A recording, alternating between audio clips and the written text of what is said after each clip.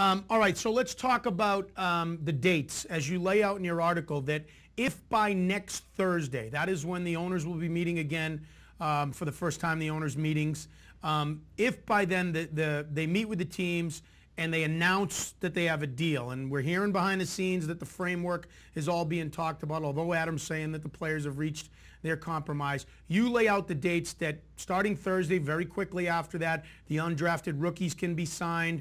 A week later, July 28th, the league year would begin, which means free agency starts. But there are some questions around free agency, aren't there? Yeah, there are. And really, the main thing right now in the new CBA, it's probably going to go back to 4 years as opposed to the 6 that was in 2010. There were more restrictive rules in last year because there was no cap. With a cap coming back, I estimated about 120 to 124 million.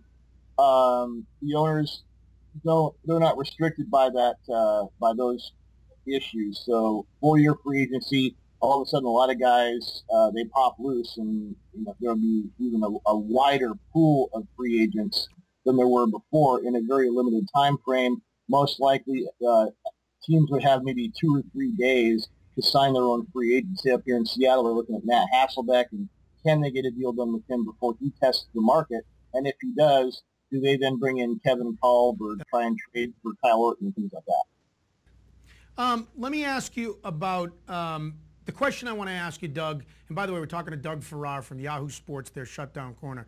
Question I want to ask you is about who has more to lose at this point, the owners or the players. But I want to state this fact, which I think is an interesting one, that a buddy of ours, Chris Whalen, brought up last week.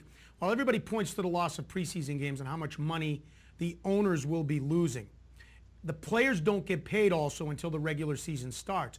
But if they lose preseason games, while the owners will lose money right away, that's less money that goes into the salary cap and less money there is to be distributed to players throughout the year. So when you look at the financial implications, I guess I'm disputing the point that everybody's saying, well, clearly the owners have much more to lose if you miss preseason games. I dispute that when you look at when they're going to get paid and it's money overall at all. So again, I'll ask you that specific question. Who does have more to lose if we don't hit the preseason date, owners or players going forward here?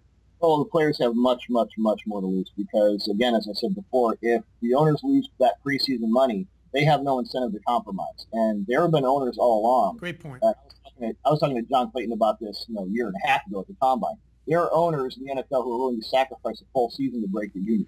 Now, they've been shouted down because everyone else is so afraid of losing money. But if everyone starts losing money, the owners can go to the mattresses and say, look, we're not going to pay you. You're frozen out.